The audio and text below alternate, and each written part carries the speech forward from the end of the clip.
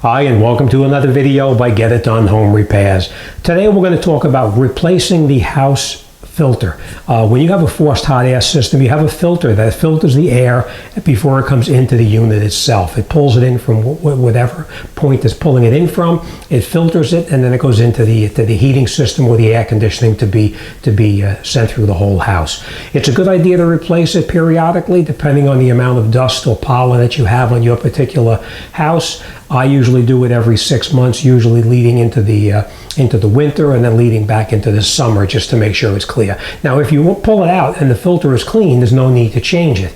But it depends on the amount of buildup you have in yours. Now, there's all different kinds of filters. This is the one that I'm using right here. You can see it's made by Rheem. Not that I'm pushing Rheem over any other brand. This just happens to be the one that I picked up in a store.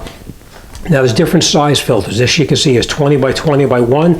It means it's 20 inches by 20 inches by 1 inch thick. Each heating system or air conditioning system has different thicknesses in the filter, so make sure you use the correct one for your particular application. It's fairly easy. What you want to do first before you do anything is shut your air conditioner or your heating system off so it doesn't turn on.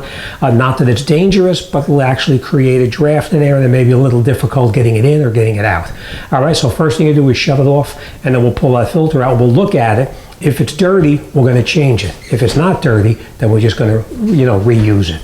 All right, so it is a little dark down here, as you can tell, but I will try to light it up the best I can for you. All right, so enough talking. Let's get in there. Let's take a look at it, and then we're going to decide whether we're going to replace it or we're just going to use it for the time being. All right, so let me show you where it's going to be located. Now, each system, heating system is a little bit different. Depends on the application. Okay, usually when you look at the filter at the heating system itself, wherever you have your intake, which is right here, the filter is usually located down in the bottom there, and you can see where this filter is located right there. And it looks like somebody had already written on here 20 by 20, and obviously it's 1 inch. The airflow is marked on there as well, so you want to make sure you put your filter in at the correct your location. All right, let's pull it out and let's take a look at it. Okay, so this is the filter here. Like I said, you just take the filter, you pull it out. Now, if it's not marked on there, the airflow, make sure you realize which direction the filter is actually, the airflow is going. All right, so we just take the filter and we pull it out. Sometimes they stick a little bit. And as you can see, it gets stuck a little bit here. You just push it and you can pull it right out, just like that. Now, when you look at it this way, it doesn't look very dirty. But when you turn it over this way, you can see that there's a considerable amount of dust inside here. All right, you can see all this. All right, so we are going to replace this. So this filter then is going to be trash. We'll just put this off to the side for now. Now, obviously, we're going to take the packaging off of the filter.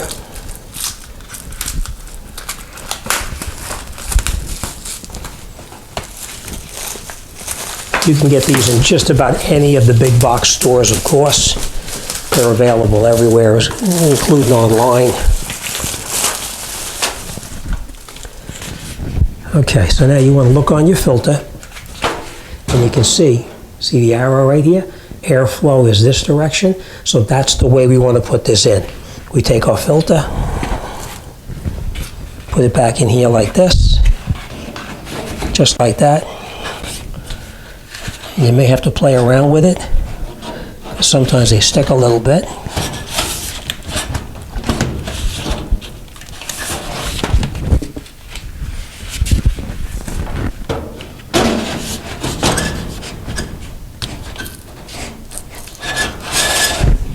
You just push it in.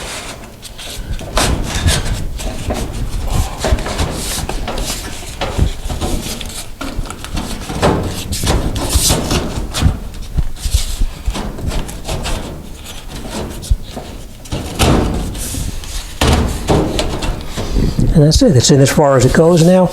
Now, some of these heating systems have a cover that goes over this one, but this particular one does not have a cover over the top of it. Some of them have a cover that snap over the top, but this one doesn't. All right, and that's it. Then we make sure we turn our heating system back on, make sure our airflow is correct direction on here, as you can see, and that's it, we're done.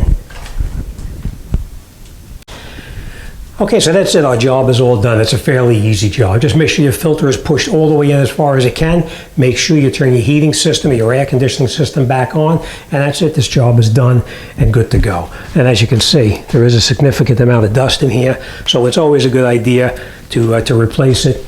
Usually, like I said, I do it in the winter leading into the winter, and I usually do it in the summer leading into the summer. So that way, twice a year, and it's good to go. But it depends on how much pollen and dirt and dust that you build up in yours. That's it. This job is done, and on to the next one. As always, thanks for watching, and I'll see you on the next one.